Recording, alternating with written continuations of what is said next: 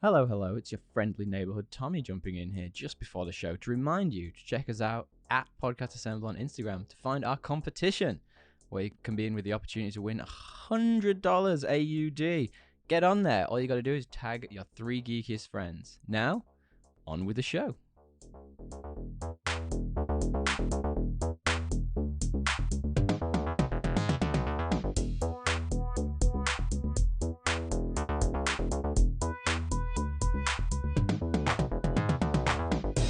Hello, hello, and welcome back to another episode of Podcast Assemble, show where you come for your regular geeky download. My name's Tommy, and I'm delighted, as always, to be joined by my friend and co-host, still across the pond. It's DL. Hey, dude. How are you, man? How are you, buddy? I'm good. It's bright and early today over in Australia. Yeah, you are early We're for you. swimming in water. Swimming in water.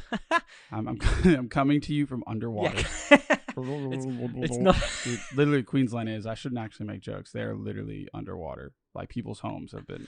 It's not across the pond. It's beneath the pond. I'm in the pond.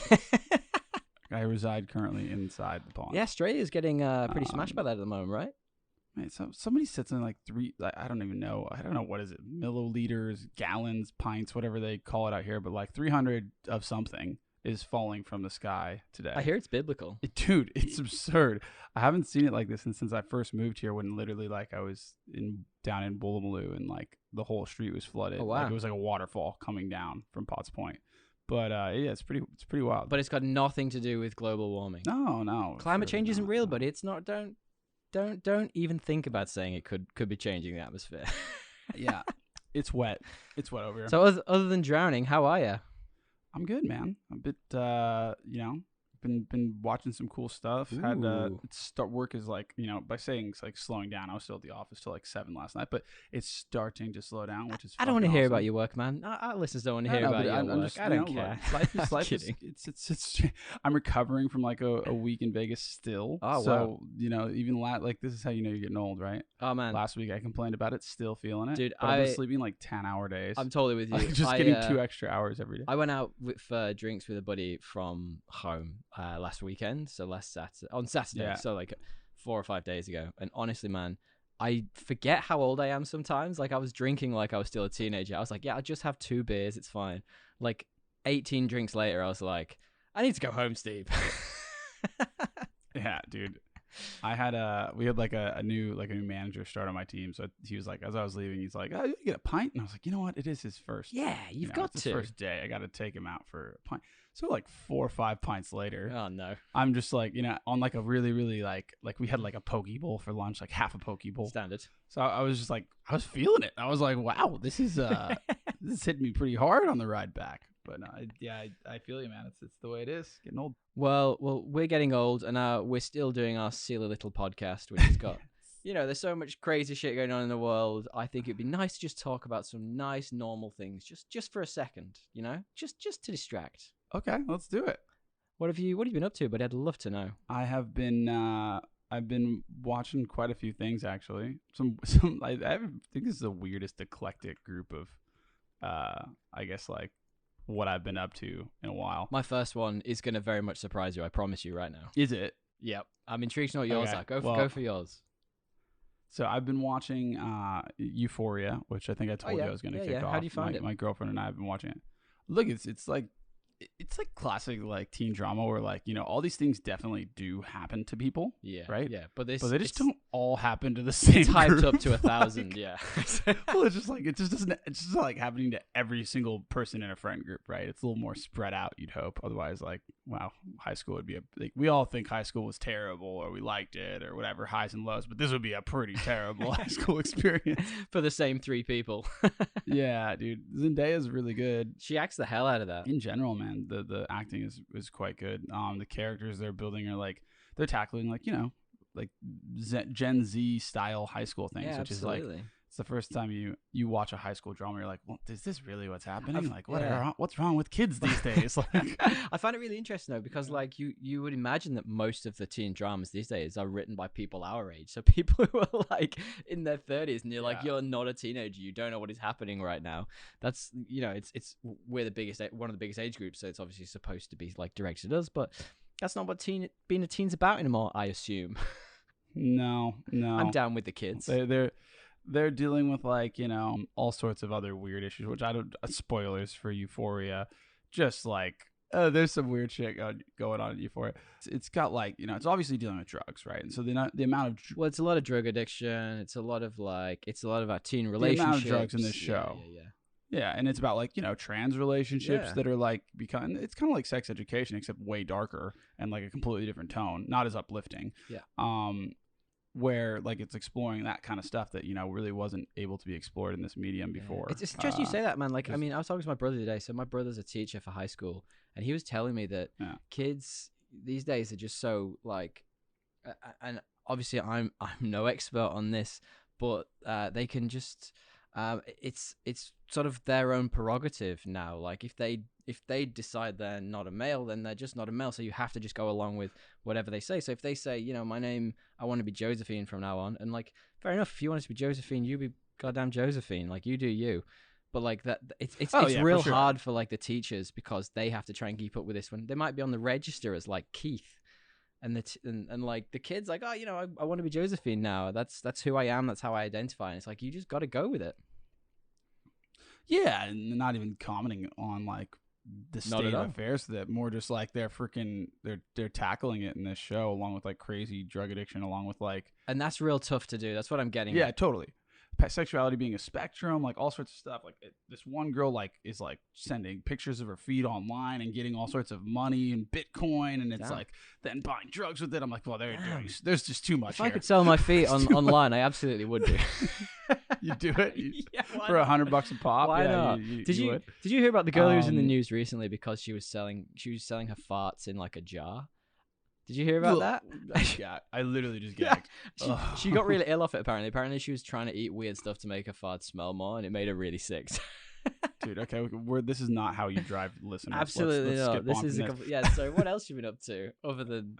I've finished Spider-Man: No Way Home with the partner, and she's actually into it. So, like I think we've gotten her into Marvel. Like as soon as like I got her into Marvel, I'm kind of like wanting a Marvel break. It's so ironic. Like I'm not really like super keen to like rewatch some of these movies. What is she wanting to rewatch? Like what's her like priority list? Well, she's trying to it's like, dude, she doesn't have a priority. Like it's taking a lot of guidance. She's just trying to understand like why Tony Stark is dead. And I'm like, start from the beginning. this is too hard to say. Oh, no. Like, anyway, you know what we should have done? We should have done it together. You know, when I did my watch through with my partner, we watched from very beginning. But it's tough that yours has just come around to it now. I mean, like, and to say she's come around to it, like, I don't think she's as open to it as your partner was. But we'll see. I think mine just didn't have a choice. We had the no veto rule. True. We've implemented that to like mostly good effect. But you know, when I'm back in the country, we will also do that. Yeah, it takes some time though. I think I've spent more time out of the country this year than I have in, which is real sad to say. True. Since January. Anyway. And then I started Castlevania on Netflix, which was like the nerdiest thing I ever started. What do you think? Like I was like, am I really about to do this? Like it's been in my watch list forever. And dude, I really like it. It's fire. It's absolute fire. Have you seen it? I've watched the first. I think I've watched the first 3 seasons. I've just not seen the fourth. It's kind of like The Witcher. Yeah, it's like strong Witcher vibes. It's got the same vibe as the anime Witcher thing we watched with that was focused on Vesemir. It seems like that was like probably like made by somebody that made the Castlevania thing. I wouldn't be surprised if they were on that project because it is very, very similar. I can see that. But so far it's really good. I'm on like episode like 3 or 4, but like that's one where like there's no hope of getting Gail to watch. So I kind of have to like find my corner and watch it. But I've enjoyed it so far. I've actually got one interestingly not dissimilar to that I'm not going to talk about next week because I've only watched the first episode. So I'm going to wait and talk about it next week. But it's one that is not dissimilar to that sort of geeky focus that you've gone for. And I'm really excited to talk about it because the first episode is fire. But I'll tell you more about that next week. Okay. Little stinger for next week. Yeah, keep it on what's the word? Keep it on the download? Something on. Keep it in the fridge. Keep it on ice? What the fuck is happening? Keep it on ice. That's what it is. That's exactly what it is. Keep it on ice. Thank you. Yeah, this is real good chat at 6 a.m. in the morning. Yeah, you're doing good for 6 a.m. to be perfectly honest. I'm impressed. Then lastly, you remember what Bend It Like Beckham? I do. I watched that with Gail because I was like, she's gonna like this movie, and I was like kind of down to like work while I was watching something, so like something really easy. And I watched it. I actually didn't mind it either. Isn't that about the girl who wants to be a soccer player, football player? Yeah, and she's in like I think it's an Indian family where they like she's like it's just not really like they don't want her to play for a variety of reasons, but it's like culturally and a bunch of different stuff. But I think they do a really good job of showing like both sides of like that, and how like modern culture, like basically becoming a your parents are moved to a new country, and you're kind of growing up in that country with your own customs that they're pulling you towards, but you're like, no, I feel more inclined to go this way because I've lived here and this is where I'm from. I mean that's the world now, right? And totally. That's exactly what Falcon and the Winter Soldier was trying to get at, Dre. Like that's exactly that boring ass Marvel show. Was it? I don't know. And anyway, I was pleasantly surprised. Like it was peak 90s, right? Like that movie. Yeah. I bet some of the haircuts were awful. Dude, they made fun of them at least. I bet they did. Like consistently, except for like the guys' haircuts. Those are the ones where they didn't make fun of them that they should have. But the girls' haircut, they consistently made fun of. In the 90s and early 2000s in the UK, there was a lot of blonde highlights, and I have to admit, I may have fallen into that at the time. And mullets were in as well.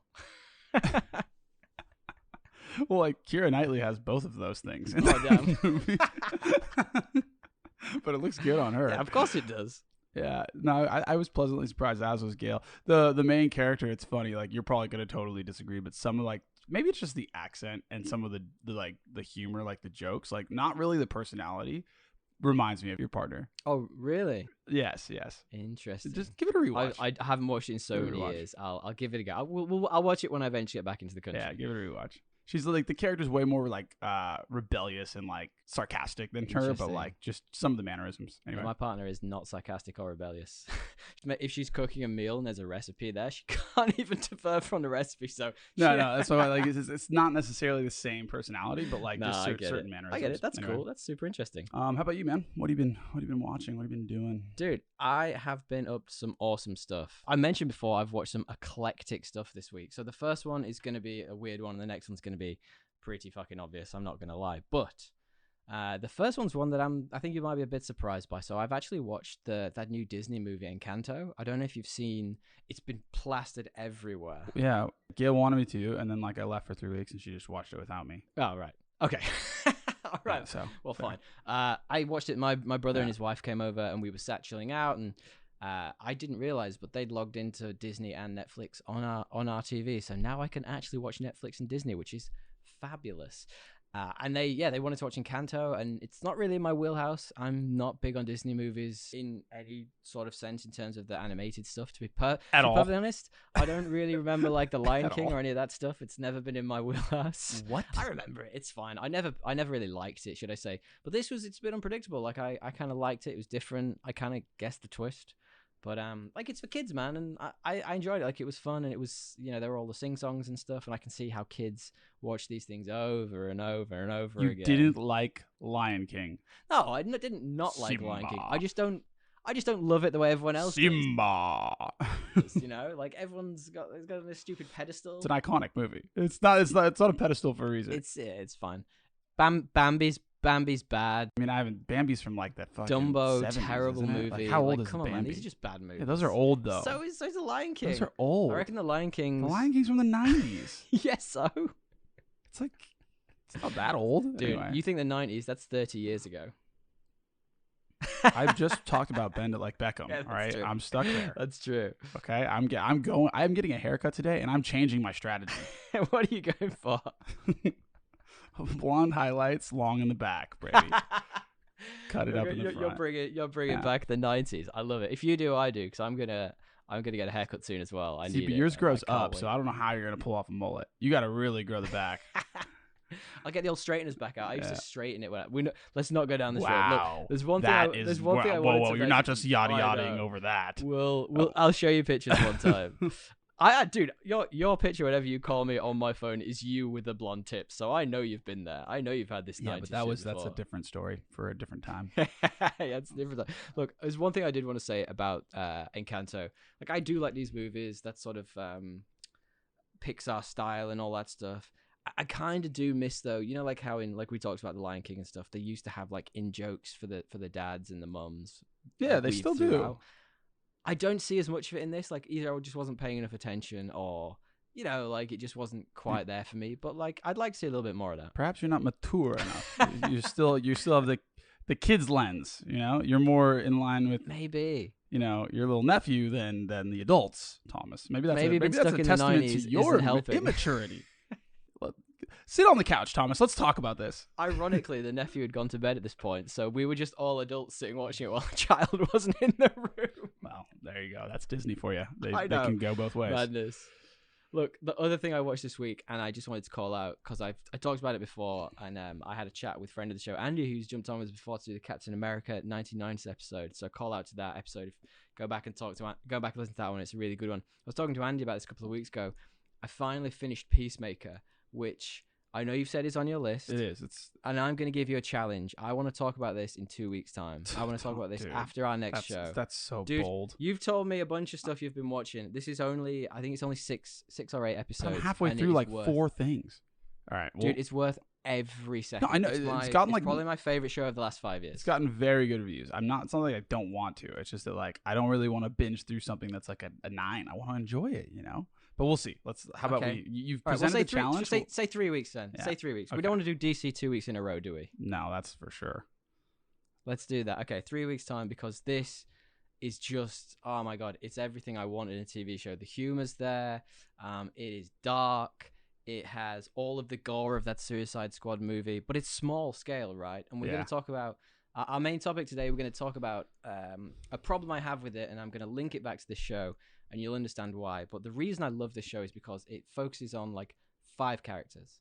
And yeah, there's others around it. There's the bad guys, there's this, there's that. But all it does is it really focuses on these 5 characters, gives you a real deep dive on them, and and you learn about them, and it's about their relationships evolving over the episodes. And it is just perfectly done for me. Epic. I was wondering, like, one other thing, out of all the Suicide Squad alums, who would you like to see another spin-off for if you had to choose? I forget who's even alive. It doesn't matter who's alive. Okay. Just pick all the ones who were in, and including the old one as well. Remember?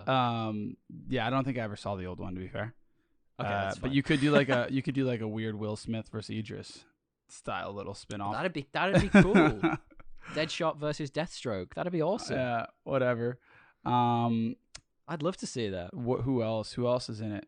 Dude, the little purple guy would be like, but he can't be a main lead. Like the guy with the polka dot disease, like this STD that's like an intergalactic bacteria or something. Absolutely. Just before I get there, I was going to pick Katana, who has she's in the first one, the bad one, and she has a sword that steals the souls of the people she murders.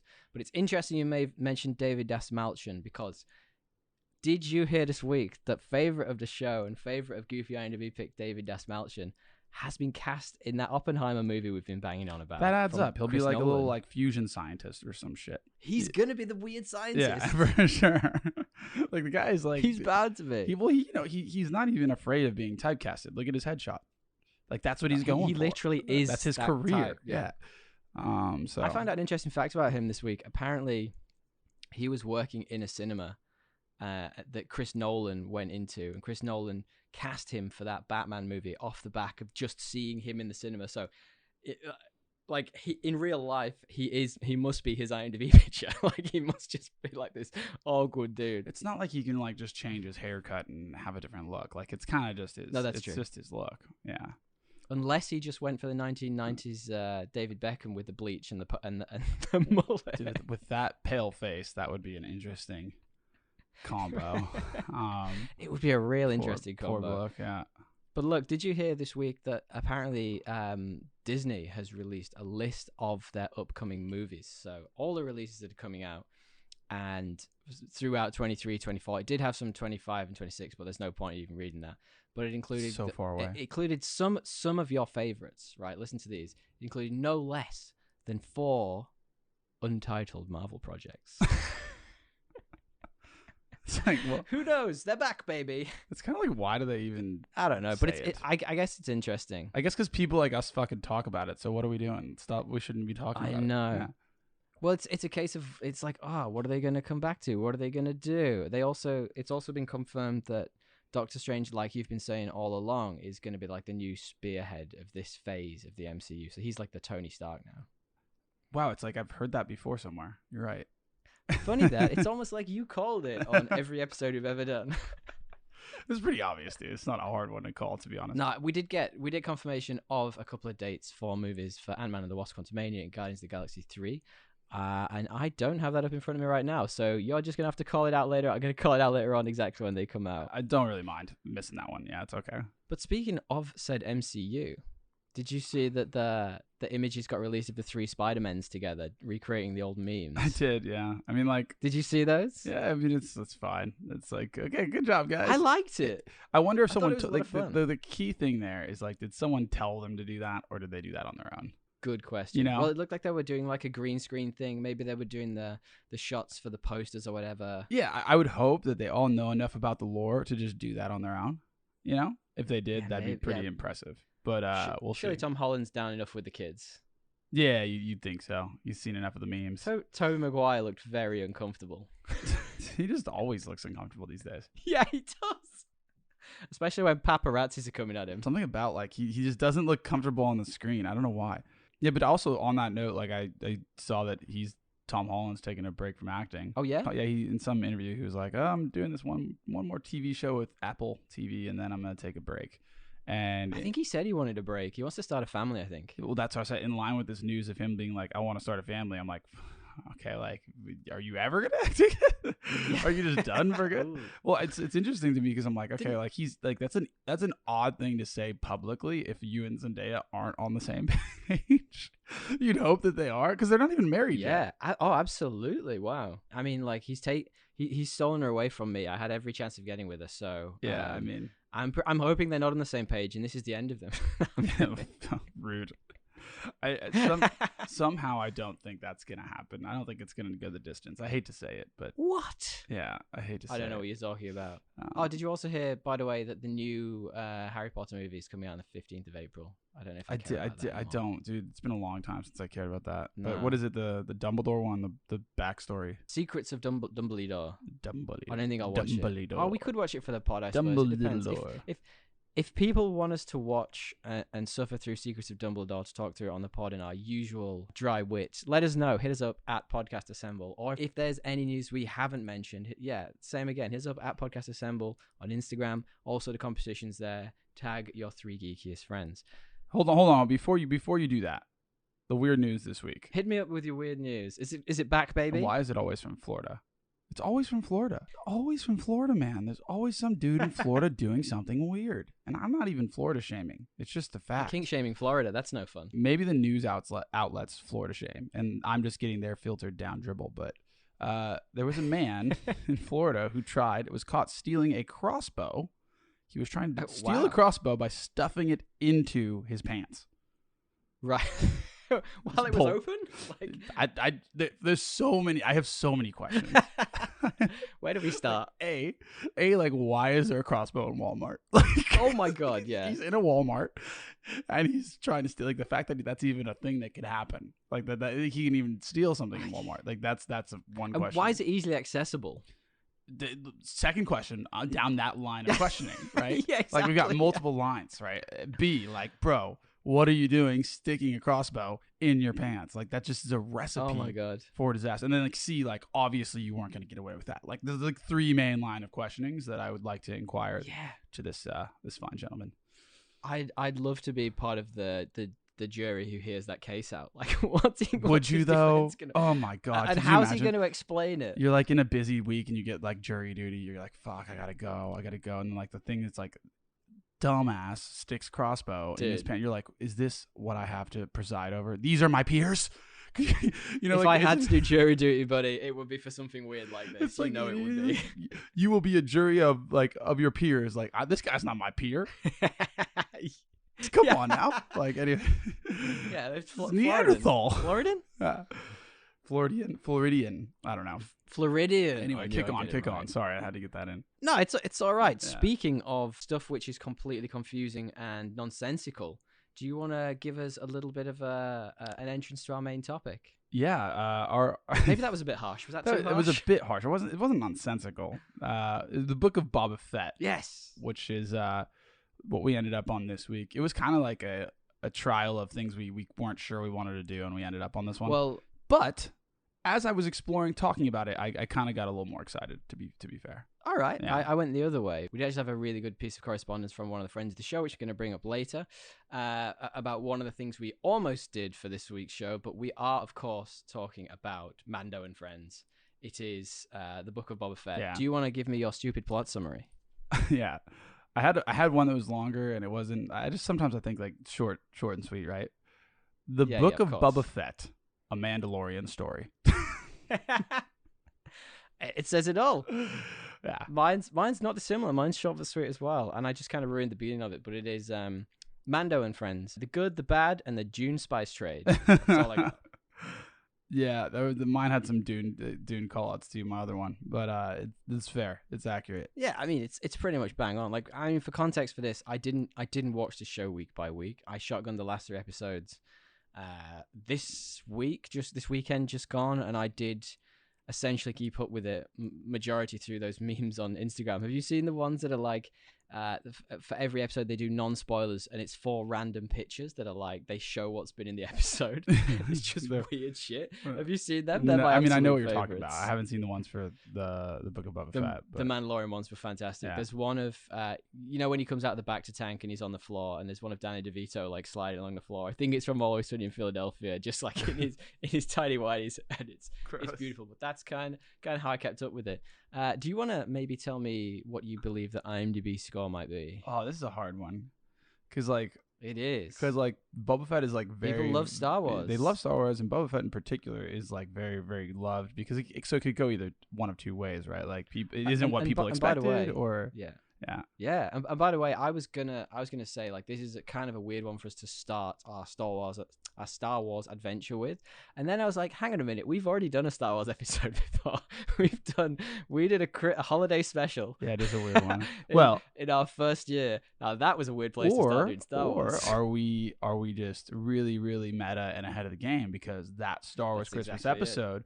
Not only is it not well known, and we covered it, but it's also the first appearance of Boba Fett in any Star Wars material ever. So we're just continuing our tradition on focusing on a very, iconic character. Right? And I think that's what you were going for. And ironically, I listened back to that episode this week, I actually said exactly that. Did you? I actually asked if that could have been a prerequisite to Boba Fett getting his own series. So there you go. Maybe we're ahead of the game. I think so. I mean, run the tapes, right? Run the tapes. Yeah, that's it. Bring it back. All right, hit me with that IMDb score. 7.2.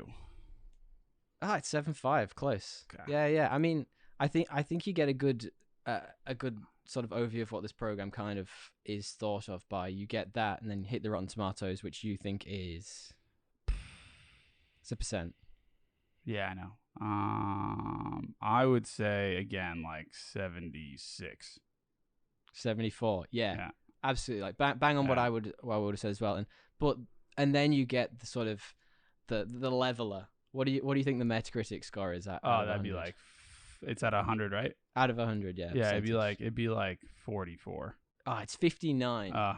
Really? I thought that'd be harsher. I did too, but it's it's like completely middling, you know, like I can see that from just shotgunning this show. And it's obviously again created by Jon Favreau, who's done all of these Star Wars type shows, right? It's in The Mandalorian, etc. It brought back Temuera Morrison, who I've probably not said his name right, who is Boba Fett. We've got some of the favorites coming back. Fennec Shan's in this. We've got Pedro Pascal. We've got Rosario Dawson. She's back, baby. But there's also some newish people. I know Fennec Shand was in the last series of The Mandalorian as well. Yeah. But Cad Bane is in this. Cobb Vanth is back, and there's some cheeky spoilers that we'll probably wait to talk about until we get into spoiler territory. But there's one I wanted to mention in this.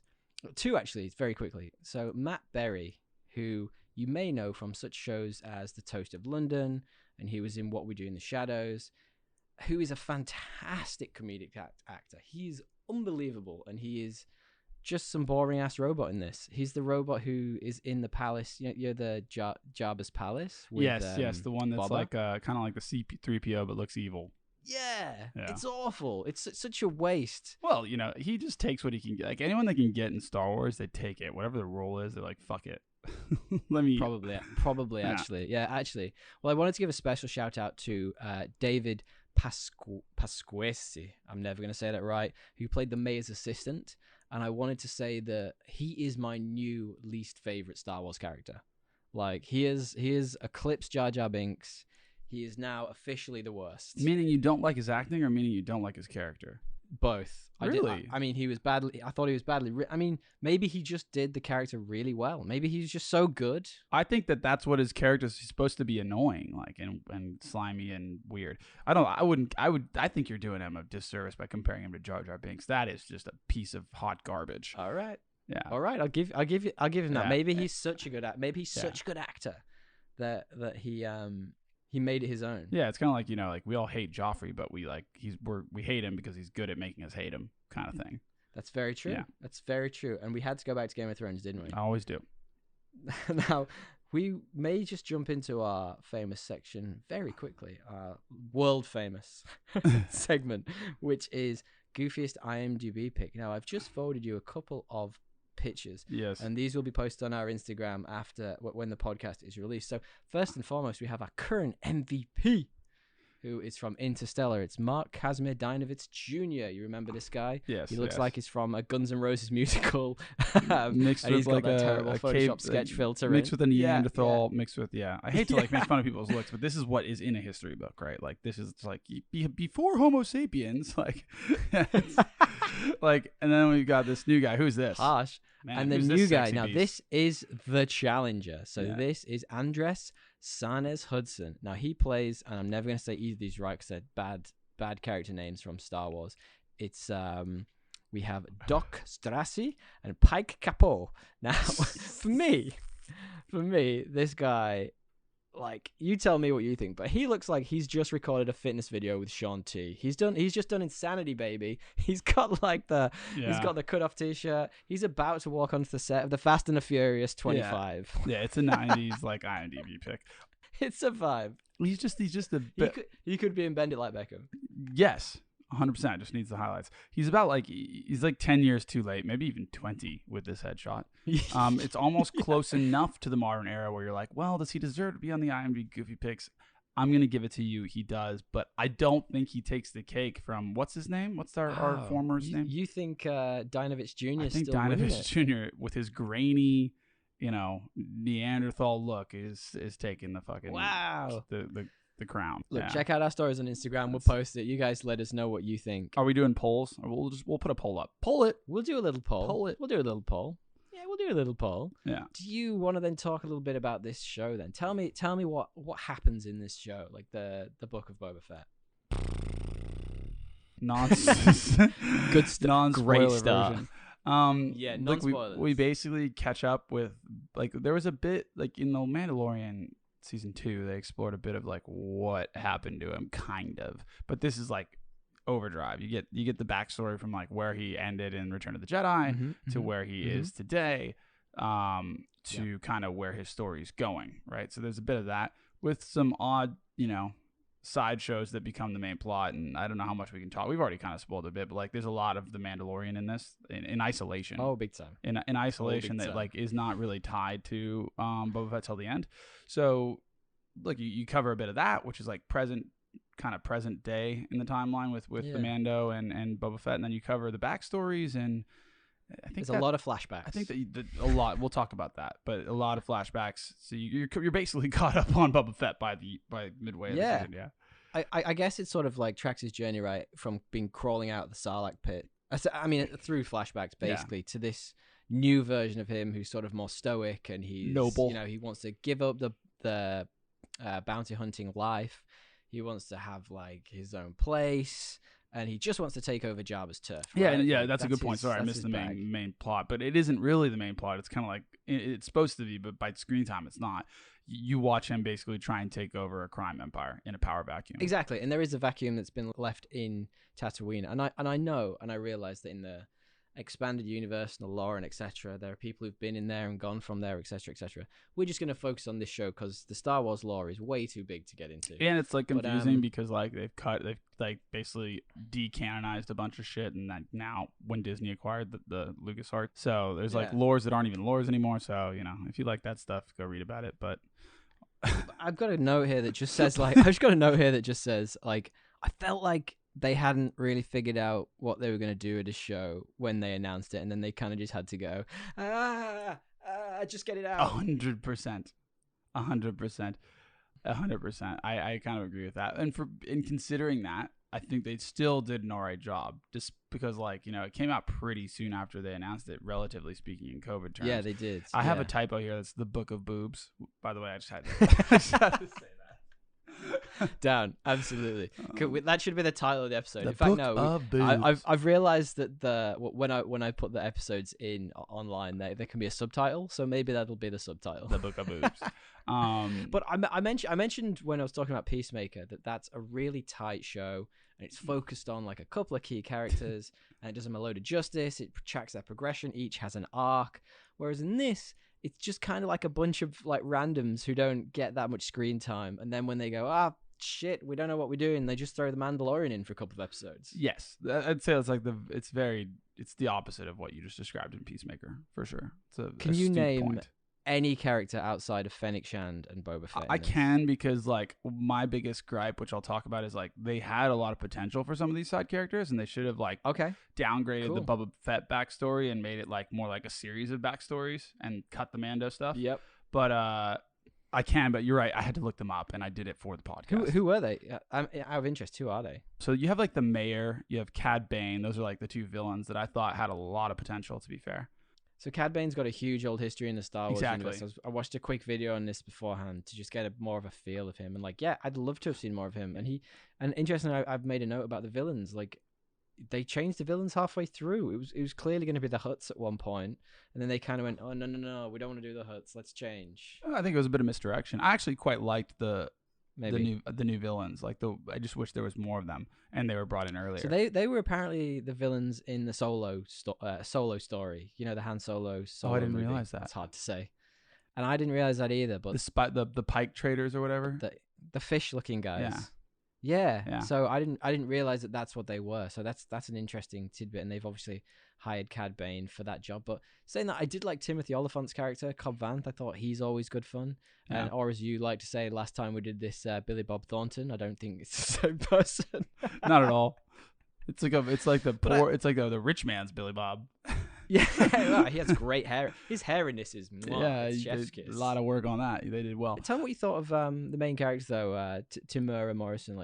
Just feel like they told him to do as little as possible. Look, I wrote Temuera Morrison was fine. He doesn't get me stoked, but he really only at times took me out of the story. I thought he does have the I guess look and personality to play this kind of underworld guy that's got a bit of honor to him, but I felt like they made him he was written a little too noble at times, which came off a little bit come on, dude, you're still an overlord, big time. I think that came down to the dialogue. So if you notice, a lot of the dialogue was kind of nonsensical at times. Some of the conversations between him and Fennec. They wrote those conversations were just it, you know what it's like, and I should have written this down. It was almost like they gave an AI the characters and went just write a conversation that these two characters would have, and it's stunted. It's if they just had some normal human interactions, you'd be oh, I understand his motives, but you never really get that. It was always about the plot. It was never about the people. Yeah, exactly. Their conversations were always about what was happening. I was I just saw what was happening. I don't need to hear you talk about 100%. Yeah, and so, I wrote down it's confusing characterization as well. Why he was a bounty hunter, and some of the other bounty hunters in it, they kept constantly turning down payments. You're a fucking bounty hunter. You need this money. The characterization's weird. The way it's written's weird. It's just a bit off. There's an element of he's changed, and that's what the Tusken Raider storyline was meant to highlight. But still should be he's too noble, in my opinion. I think he needs to have a little bit more edge to him. Absolutely. I feel like they just needed a conversation between him and the Fennec Shand character, just being this is almost this is how I'm feeling. I don't know what I'm doing, but this is what I want to do. and then they explore that from there. But they didn't. They just kind of went, "I'm doing this." Like, why? Yeah, bitch, you were trying to take all the money a minute ago. They did have. To be fair, they had a conversation about like why he wants to change.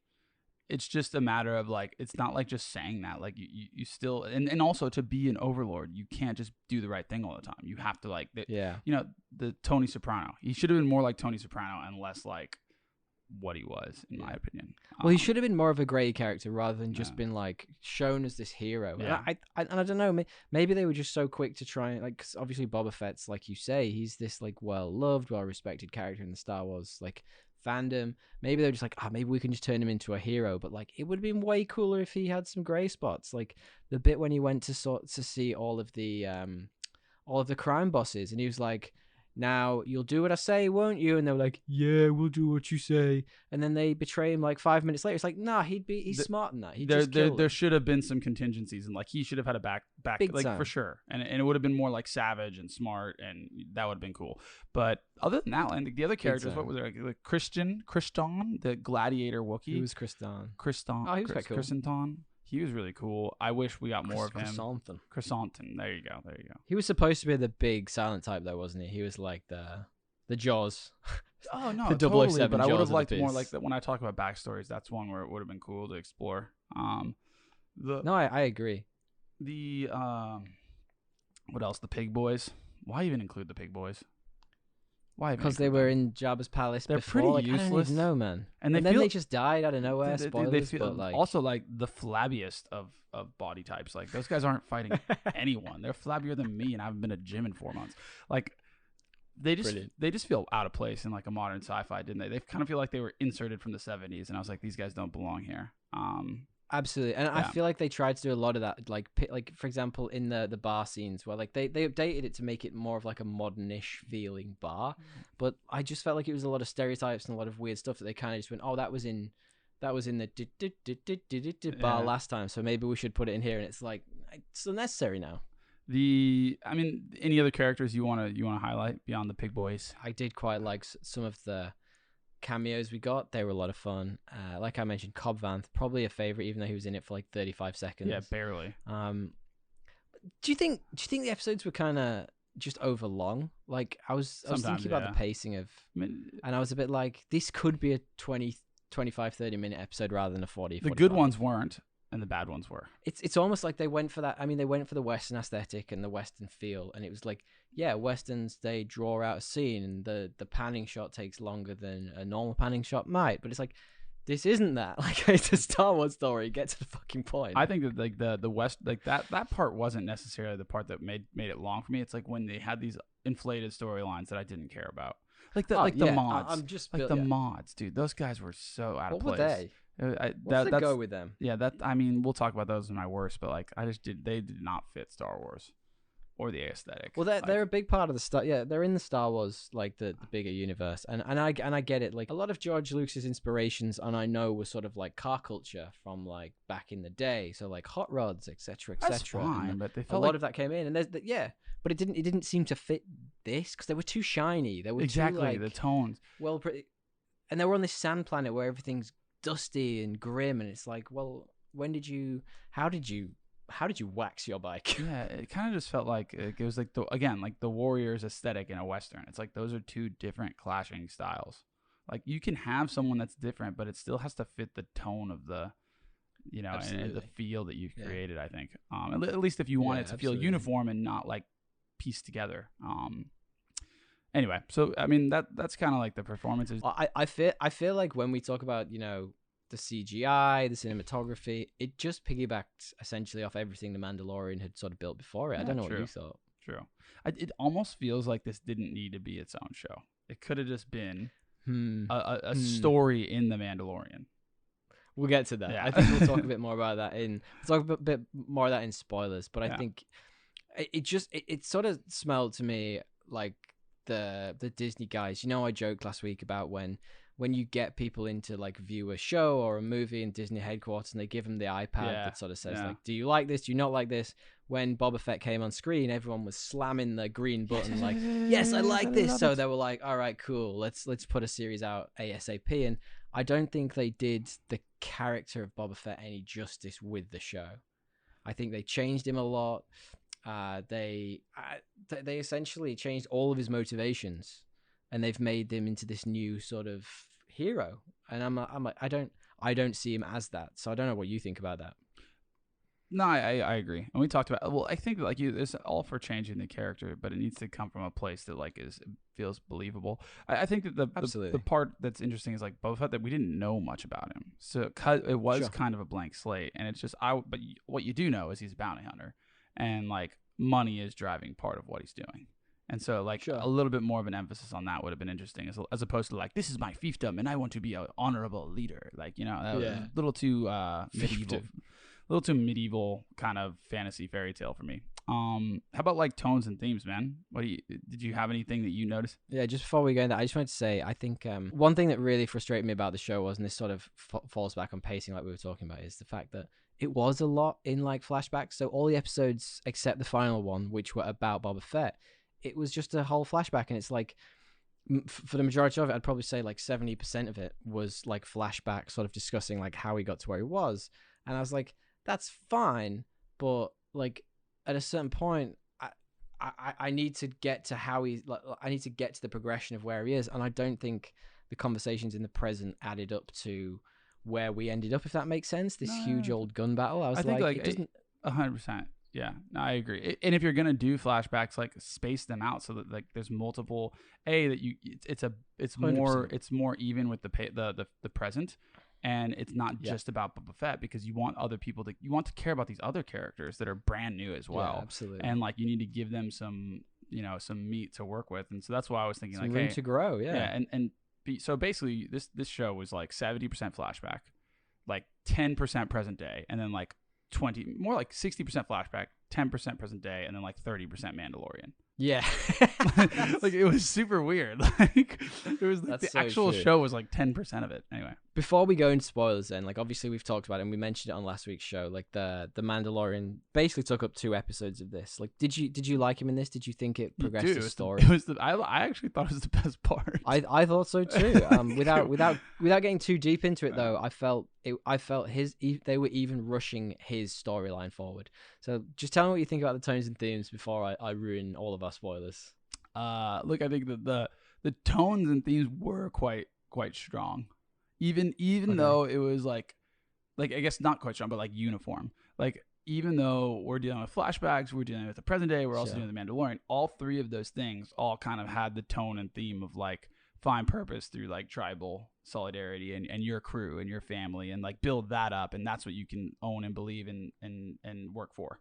Like those who you love and those who are yours and your own. I just thought he was having a midlife crisis. I guess so. Like that also works. No, but like absolutely, yeah. Like people change, you know. Like I love there is a line in How I Met Your Mother, which is a random one to go to. I appreciate, but bear with me. You go there a lot, dude. You tap that. Bear with me.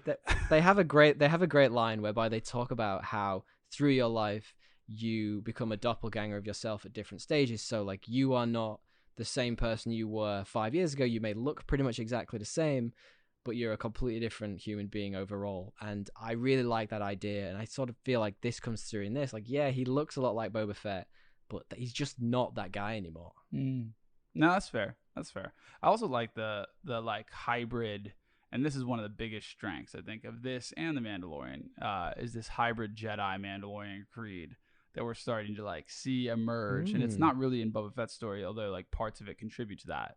And I think it's an awesome place for the Star Wars like universe to go. Between that could be interesting. Between that like because there's all these like stark differences between those 2 creeds, and then there's like these really really odd similarities, and it's like so combining those 2 things like could make for some like really great gray storytelling. Which is something that Star Wars has always struggled to find, I think. Well, I think they've always struggled to find longevity. Like they had the original stories.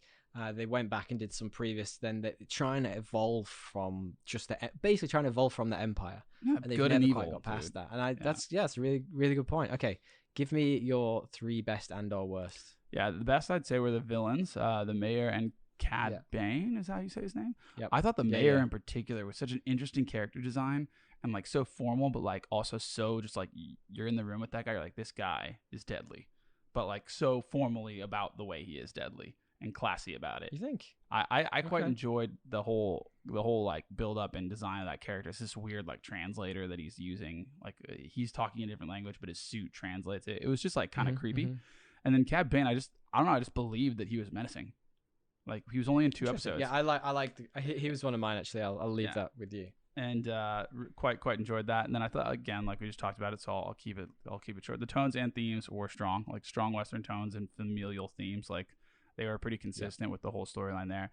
The biggest part and the best part for me was the lore expansion on multiple fronts and like how they're going to take that into the new frontier. It really does feel like Star Wars with The Mandalorian and with Boba Fett and some of these other shows is getting the Marvel treatment, which is like what it's needed for so long. Like it had this great lore that it never really dove into and evolved with and like used different avenues to like change the main story. And it feels like they're actually doing that, whether it be like the melding of the Jedi and Mandalorian code or like the Tusken Raider backstory, or even just like, you know, I can't really talk about some of the spoilers, but just like some of the choices that were made. That's a bit like, that's a bit like my first one. My first one is the continued world building. I think we've given it a bit of shit here, and we weren't exactly very, very nice about it. But I do like the fact that they are trying to evolve the world and make it more than just, you know, Jedi and Sith and etc. etc.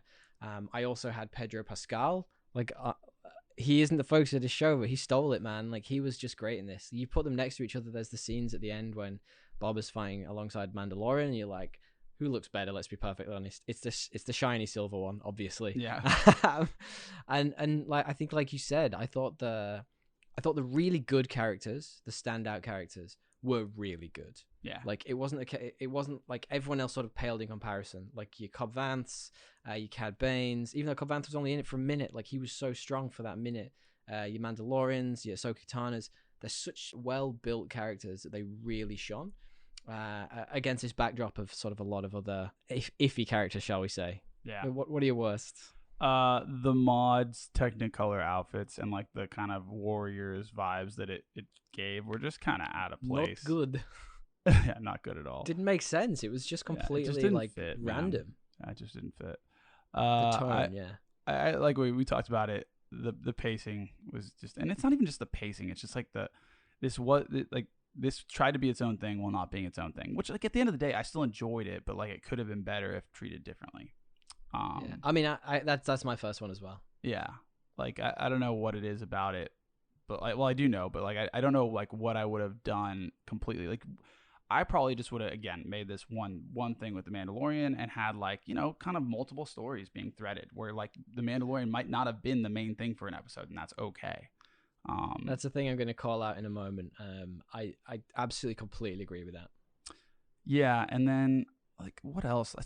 So this is like a little gripe, but like some of the prosthetics actually this time around they looked a lot faker to me. Really? And I was like, I was kind of like, oh well, this should have been CGI. Really? Okay, I didn't notice. It doesn't look real. It does. Like, I actually thought it looked great. Really? Like not all of it, but like a few of them. I feel like the mods, the things they had on them, the prosthetics on them were so bad.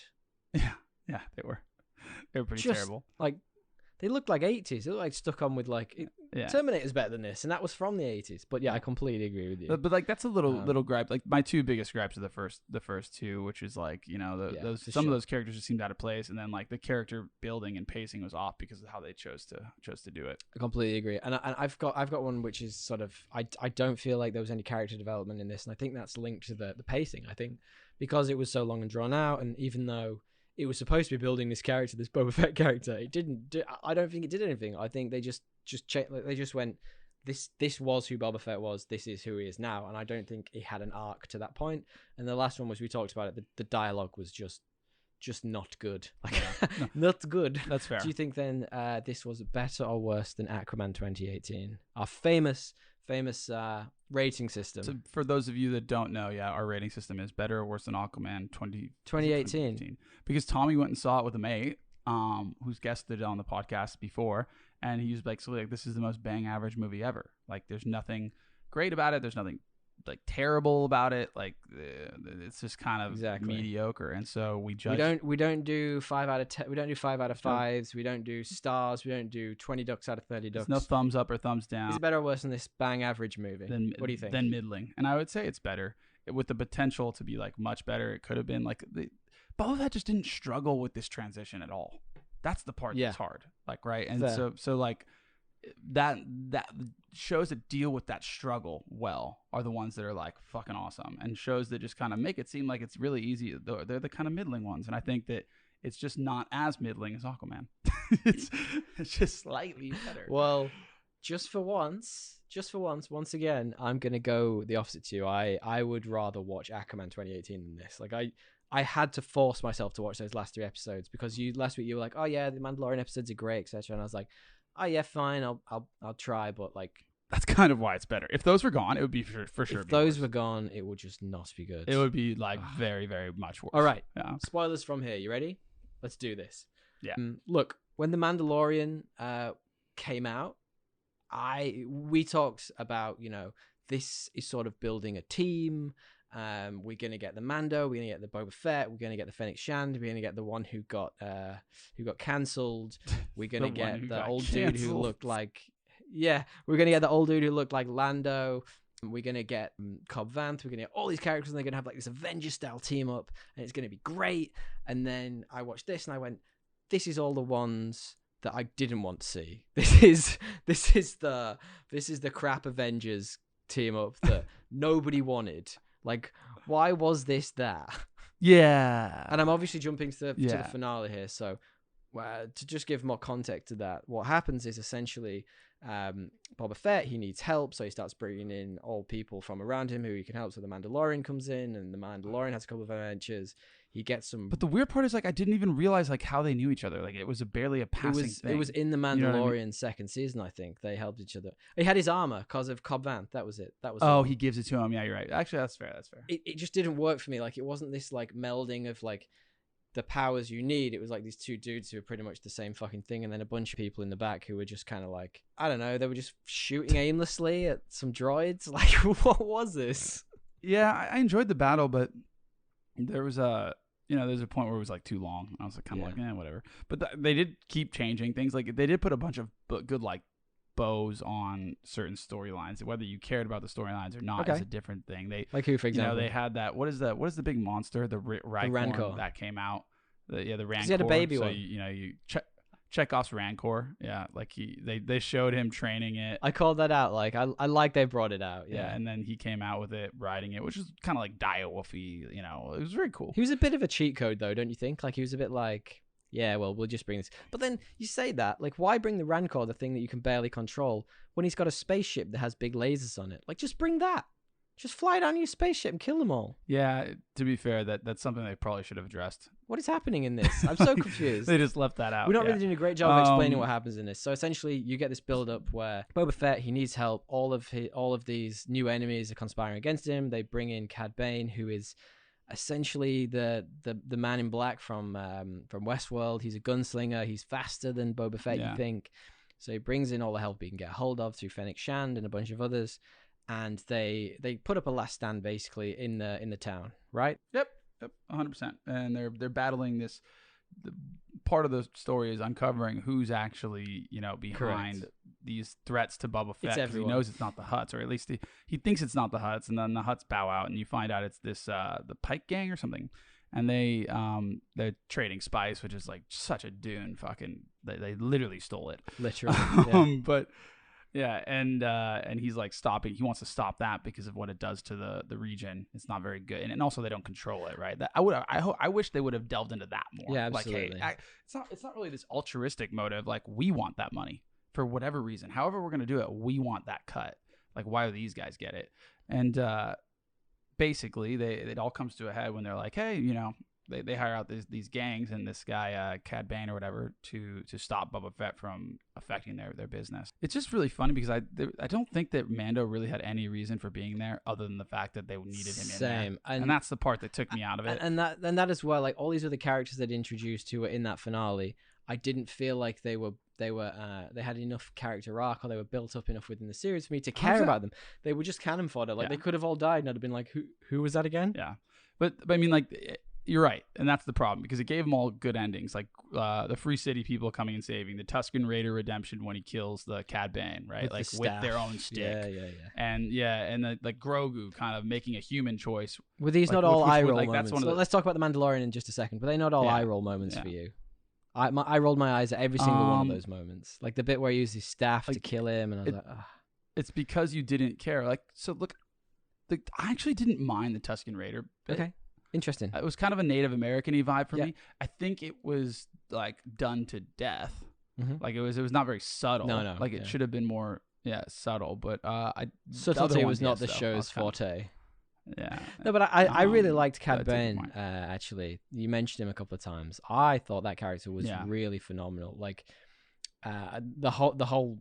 the way he was built up, like he was brought in towards the end, which is unfortunate because it would have been nice to have him sort of lurking around a little bit. Yeah, and then have a little backstory. And same with Christian on. Like build those guys out, because those are the two that were like cool, and Fennec even. Yeah, I liked Fennec. I thought she was a really interesting character. She was a bit of a cheat code too. You know, it's like she was just allowed to waddle off in the final battle, and she just went and killed everyone. Sniper. She's just a badass. Sniper. Yeah, I thought those characters should have had more focus. Maybe you have like the bad guy sort of lurking in the background all the way through. Maybe he does kill the Tusken Raiders. Like they make a big point of like saying that, you know, the whatever they were, the Pike gang killed the Tusken Raiders, and that was his sort of that was Boba Fett's motivation. And like, why not just have Cad Bane do it? And then it could be this big ass motivation for him to go in that. I mean, it might as well have, but that, I guess that's like part of the thing. Like he was behind the team that did do it, so it's kind of like it wasn't exactly him, but it was his. It would have made more. It would have made more sense. Look, it was a bit paint by numbers overall for me. I felt it was rushed. Like we've talked about a couple of times, it wasn't really a Boba Fett show, right? Like it was. This is just a bigger part of that Mandalorian story, and those are the episodes where it really showed. That, let's transition. Yeah. So like the 2 or 3 Mandalorian episodes. One of the biggest things that I think people will talk about is this, like a full episode of deepfake Luke Skywalker. Yeah, it was really interesting. What do you reckon? So, and I want to get your thoughts on that. Like in essence, like you had a full episode of him basically being CGI young. I want to hear what you think about this. Let's talk about it. I know what your opinion is. You're going to say it's weird. No. I'm guessing. I think it's a great opportunity to talk about a thing called the Uncanny Valley, which we've not talked about previously. And the Uncanny Valley is basically this, it's kind of like a theory, it's kind of like a thing whereby psychologically you can't accept a digital recreation of someone because I'm pretty sure it's essentially because of the eyes. It's really interesting. Whereas like if you see like a humanoid robot, you're like, oh, that's in CGI, like, oh, that's fine because it's not human. But the closer it gets to human, the harder it is for us to accept it. But the better this technology is getting, the harder it's getting, the wider the Uncanny Valley is getting. I'm finding it more and more easy to accept like this version of Luke Skywalker. That's an interesting like little like what is it, tidbit, psychology theory. I guess, like, do people think it's weird because of how it actually looks, or is it weird because you just know it's a deep fake? You know what I mean? Like, I can't really bifurcate. And yeah, I guess it's because it's not quite there yet. Like, as soon it'll get to a point where you just can't tell the difference, and you'll be like, oh, like because whatever. To me, I think it's pretty damn close to that point. And I think the only like the main like if this was like if you just CGI'd a random person I didn't know that was actually older, like would I even know? I don't know. I'm not positive I would. Well, yeah, because they actually got, so it's really interesting. This is a thing I was going to bring up actually. So they when they did it in The Mandalorian and they deep faked. They did a CGI version of Mark Hamill's young face. Yeah, a guy on the internet deep faked it, and it was so much better. And they actually brought that guy in along with a team to do a better job. It does seem better, and it's so much better because of it. And it looks unbelievable. And it's really great. I didn't know that. That's actually a good little trivia. Yeah, there's little things like when he speaks, it doesn't quite sync, and it's like there's little things like it's a little bit. Some of his reactions aren't quite what you'd expect from a human. I agree. There's some little subtle hints. It's unbelievable. Like, I mean, like it's getting there. You know, his hair in particular, I was like, whoa, that's actually like looks like absolutely. His hair. But then there wasn't much like wind and stuff like that. Like it was very, still. Yeah, static. Yeah, but that's fine. Like, however you make it work. You know what I mean? Put him in a bubble. I don't care.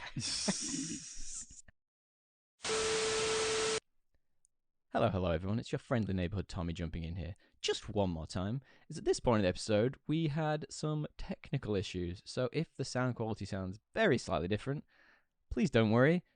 We had to record at slightly different times the second half of this episode, so we are not going crazy, and neither are you. All right, back to the episode. But what did you think of that as like a distraction from this Boba Fett story? Because we're talking about a Boba Fett show, and what we had is these 2 episodes of The Mandalorian where essentially he goes off and has his own mini side quest where he realizes that he's not allowed to have the Beskar as a weapon, so he melts it down to being a vest, and then they present the option to Grogu, right? Yeah. So like, and that's really cool because I think that part's taking Star Wars in this like really interesting new direction. But I mean, basically, you see him. It almost leaves off like right where the Mandalorian left off. Yep. Doesn't it? Oh, pretty much directly. Yeah, he's got the Beskar spear, and he takes that back, finds his tribe again. Like he's obviously done a couple like bounties to actually find the tribe. Like he's basically been bartering on information. Finds his Mandalorian tribe, and they're just being their lonesome, weird selves. Yeah, because they kind of reject him. There's only like 2 left. Yeah, right? and you think they'd be a bit friendlier? You think with only 2 left, they'd be like, "Come on, dude, come join us." Oh, you again? This fucking guy. What do they call him? Don't they call him something? His actual name, I can't remember. It's like Jin Durin or something. Yeah, they're like Jin Durin or whatever it is. And it's like he's like, isn't he? And he's like limping. That's a really bad attempt, by the way. Like I just chose like random syllables. He's like, and he's like fucked up. He's like limping back, and they're just like, "What up, dude? Like, I guess we'll help you. Like, see to his wounds." Like after he falls, I'm like, dude, it's him. Like no one else is coming down here. This is a very precarious place. Yeah, who else is wearing that fucking It's armor? like it's not even just that. Like obviously the outfits, but it's also like it's like a 5-minute sequence of him walking down into these little sewer tunnels into this really, really isolated place. It's like it's obviously going to be someone that that knows you guys. And they're just like, oh. I imagine there's a really funny scene where all the Mandalorians get together and one of them's like, guys, I can't believe we wore the same outfit. Yeah, dude. Except that the one chick is like all fleeced up, like she's killed some puppies or something. That's true. Oh god, yeah, that's awkward. She's got some fur. Yeah. There's one as well from the last series who's got like a love heart thing on the top of her head. Yeah. Kind of like that. That's kind of different design. Well, that one's toast. Anyway, so it's just a big boy and her he challenges him, doesn't he? Yeah, and so they get back and it's like, I guess like for the dark saber, like a warm welcome by Mandalorian standards, and then like it quickly regresses even further to like, oh, we're mates. Actually, I'm challenging you for this saber by the law of fucking Mandalore or whatever, because apparently this saber was That's like Christmas in Mandalore. Yeah, this saber is like it's like a what is it called, an heirloom? It's like his down his dynastic like line, heritage, like his dad or dad's some grandpa, great grandpa somewhere forged it. So the dark saber was I guess the interesting part of that is that he kind of gets rejected and he's told to go and see Grogu, right? And then the idea of him going to see Grogu is that he then gives Grogu the choice between almost like the Jedi or the Mandalorians, which I think is really interesting because you made a really good point when we were talking off air about like how there are weird similarities between the two sort of like cults almost, right? Yeah, like and so they melt down that Beskar spear. That's where I was going. Sorry, they melt it down, and he makes something for Grogu, and he wants to go give it to him, and it's like this chainmail. Yeah. And so he goes and finds him. You're right, and it's like Luke Skywalker deepfake thing. When he gives it to him, Luke Skywalker basically, instead of giving him just directly giving it to Grogu, he offers him the choice of like Yoda's lightsaber or the Beskar. And what I guess to your point, like it is cool. So Grogu actually, we find out later, makes the choice to take the Beskar and leaves the lightsaber. Which, of course it is. Do you reckon which is the like, final dude, shot just take of both. the Mandalorian is going to be Grogu just wearing full Mandalorian outfit, like a tiny little Mandalorian outfit? I hope not. That'd be a bit goofy. That would be cheesy as hell. But you're right. It pushes Star Wars into this really cool new direction. I thought it was like it was a nice little bow on the Yoda story, because it's like Grogu's making this very, very human choice that, following your emotions, which is like totally anti-Jedi, Yeah, to completely. go follow what he feels like is his family. So it aligns to the whole theme of the show.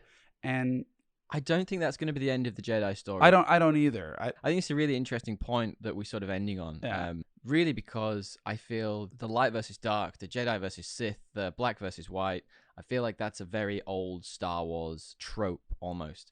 And I feel the new ones are sort of pushing towards that sort of gray area, you know, like can you be a Jedi and not be a complete like silo? You know what I mean? And it's like how can there be gray areas? And I wonder if that's going to explore that, if it's going to sort of build a new sort of they should. a new way for the Jedi. Well, I thought that's what they were going to do in the original Maybe that'll be the trilogy, and they way. kind of started to with the new trilogy. So not the original, the new trilogy. They started to, and then they like changed directors 5 times, and like they just rehashed everything, and it was like, oh, you almost did that, and then you didn't.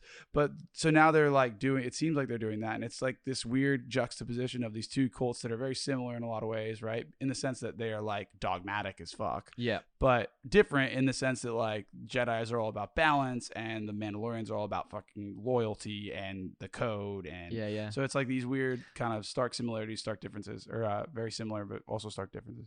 Yeah, it makes you wonder if Jinjarin, after his name, the Mandalorian, Fucking if the Mandalorian is gonna, Pedro. yeah, if Pedro is at some point gonna look at the Jedi and how they failed and why they failed and go, hang on a minute, they failed and we're doing exactly the same thing. Perhaps we need to change our ways. Maybe Yes. that's gonna be the kicker. For sure. And then it's gonna be like, and I can take these things that like obviously I'm different than them because I've been Yep. excommunicated. Maybe I can take the Yep. good parts about me and the the good parts about the Jedi. It's gonna be like this mix. And Grogu's gonna be at the pinnacle of it. And him and little Yoda fuck each other. Yeah, and the you had to go there. I guess that's a bit grooming. Okay, I'll cut that out for I sure. feel like that's You like carry on. grooming as well. Like he's a baby. And We cut that out. and the coolest part about it is like he makes this human choice, which is very anti-Jedi, and it's something that Yoda would have actually totally because he makes that he would not have agreed. He would have been like to make that choice and follow someone you love or feel emotion to and sacrifice the order of things. You'd be excommunicated from the Jedi community. This is the way, not. This is the way. The worst Yoda impression of all This time. is the way. Look, I think that's not. I think that's a really interesting direction for the show, and I think that's a really good place to wrap up because this wasn't a Boba Fett show, really. It was a Mandalorian show at the heart. Yeah. And like I said, I feel like this could have been a show called, I don't know, Stories from Mandalore or I don't know, you know what I mean? Could have just Something been a different, longer Mandalorian season. Tatooine stories. Do you know what I mean? Like something like that. So it's not forcing it to be a Boba Fett show, and it's not really a Boba Fett That's my show. point. Like, just have Boba Fett be in the Mandalorian because, like, Boba Fett is a Mandalorian kind of too. So it's like okay that the double title. Mm-hmm. I don't actually know what he is. I should really check that out. But anyway, I mean, his dad. would you like some trivia to wrap up the episode? I would. Trivia, true or false? You ready? I am. Are you ready? All right. In Parks and Recreation Season 5, a show I never watched, by the way, so this could be anything. This could be a lie. It might not be. It just kind of felt like that Um, show was like an exact replica of The Office, and I was like, "Am I really gonna watch this?" Anyway, sorry, just digress. Yeah, I don't know. I should give it a try at some point, but it's long, right? So Garth presents the idea for the 7th chapter of the Star Wars saga, which closely mirrors Episode 1 of the Book of Boba Fett. Is that true or false? I think Jon Favreau is a Parks and Rec fan, and I think it's true. I think he stole it. You think he borrowed Yeah, he from borrowed Parks and it, Rec? Yeah. Well, you're right. It is. It's Garth Blunden, and like I say, I don't know the show, but I love that idea that there are so many ideas out there in all medias that someone's done something that ends up being in the fictional universe of Parks and Rec. The real fictional story of Star Wars was already done. Yeah. I just inceptioned myself. Yeah, Inception is... Well, we need to do Inception at some point. Let's be perfectly honest. Right. Next.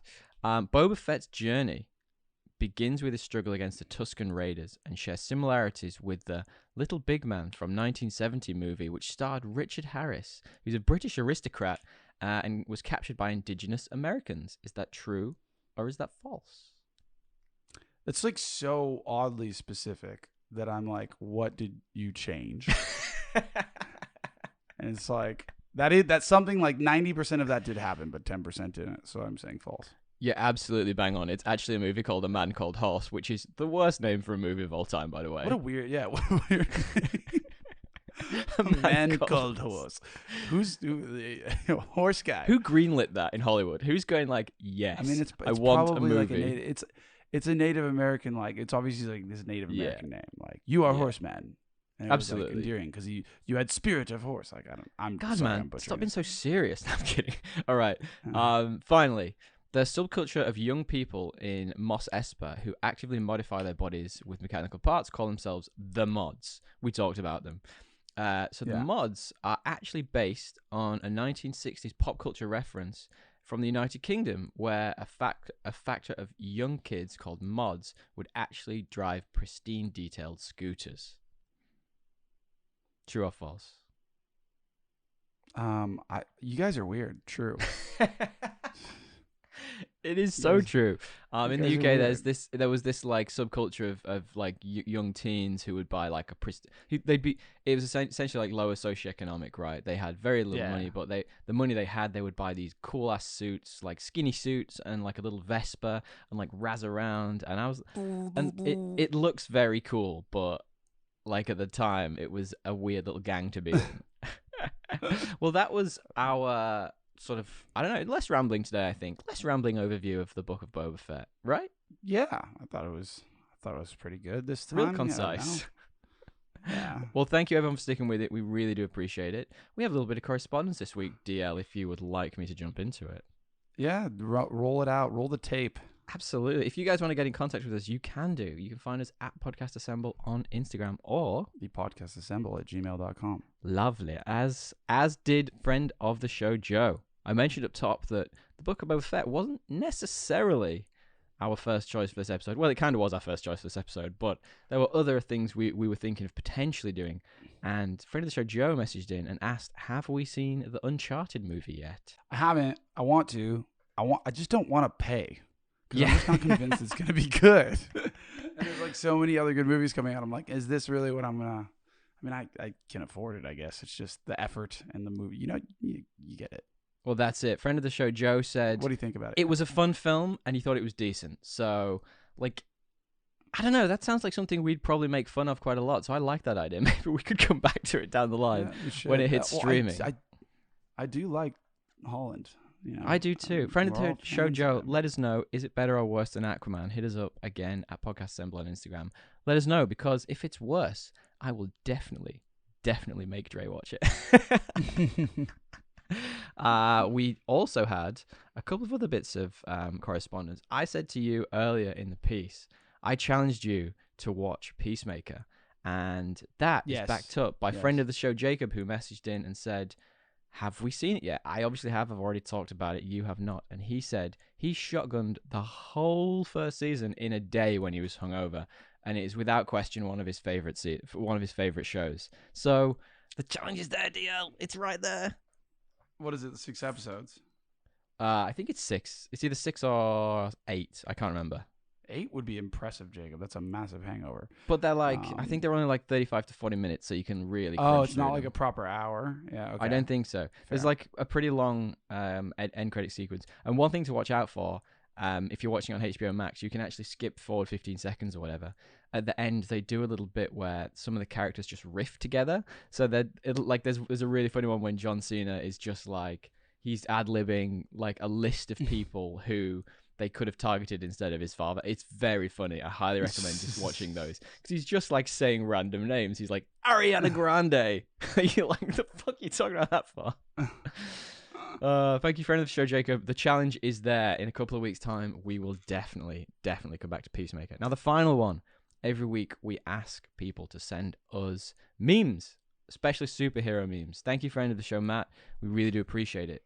Matt's superhero meme he sent, it was, he has given 4 MCU trilogies, and you can only choose one, and the rest are wiped from history. Solamente uno. So your trilogies are, DL, you can choose between the Iron Man trilogy, the Captain America trilogy, the Thor trilogy, or the Spider-Man trilogy. Which do you keep, and which of the other 3 do you lose? Yeah, it's definitely not Iron Man. I mean, as pinnacle as that is, like, his best work was the first one, and then everything in the Avengers films. It wasn't the other. I Iron saw Man an movies. article about the third Iron Man film actually the other day, and it was actually quite compelling. Quite compelling argument. The third one is the best Iron Man film, and then I remembered our episode and went, yeah, I'm not. Nah. It wasn't that compelling. No, the article was compelling, not the movie. I would say Spider-Man. It's a tough one. Like, Yeah. I love that Captain America trilogy. The first and third Thor movies are excelente, primo, chef's kiss. But that Spider-Man trilogy, man, oof. I think it's only fair to do the Captain America or the Spider-Man, and I know you're going to go Captain America. You know I'm going for Captain. You know I'm going for Cap. Very obvious. Well, again, thank you guys for all the correspondence. Hit us up, as I say, at Podcast Assemble on Instagram, and don't forget about the competition. You still have a little bit of time to enter. DL, I know you're entering 20 times, right? Yeah, dude, for sure. I don't want to pay for the movies. Like I say, hit us up. Let us know what you think of the Book of Boba Fett. Send us memes. We love memes. Thank you again, friend of the show, Matt. They don't have to be superhero memes. No, they Just don't. good memes. Topical about this kind of stuff. The golden age of television, whatever you want to do. Absolutely. Yeah, whatever memes you want. If it's about Euphoria, I don't think there's anything funny in Euphoria to meme. Ooh. I bet it'd be like those ones where you said like the non-spoiler memes. Like there'd be some weird ones for Euphoria. Perfect. Yeah. My partner sent me a meme that was about Euphoria. Actually, it was a person walking out the door looking very normal, and then they like stopped in front of the door and went, "Oh, actually, you just remembered you go to Euphoria High School." And they turned around and they came back and they were wearing like basically nothing. I was like literally, that seems about right. Well, dude, I think it's like in the third episode, like this chick, one of the girlfriend, digressing here, she just shows up in literally nothing, and it's like a school carnival, and the boyfriend's just like, "Why do you look like a hooker? What are you doing?" And it was like exactly what I was thinking. I was like, "Damn, that was savage." Anyway, I digress. You can cut that if you want, but I just found that to be, it was very funny. Well, if you like what you're hearing, guys, maybe pass the pod on to a friend or give us a 5-star review. It really helps with the algorithm. Dre has given us all the 5-star reviews, haven't you, DL? I haven't yet, actually. That's embarrassing. I need to get on there and rate myself. I feel weird rating my own stuff. It's a very odd thing. Very humble of me. Very humble. You'd give it a 3-star review. I know you would. Thanks, as always, Lockie, our social media guy. And thank you, DL. Thank you, Tommy. Until next time. Tally ho.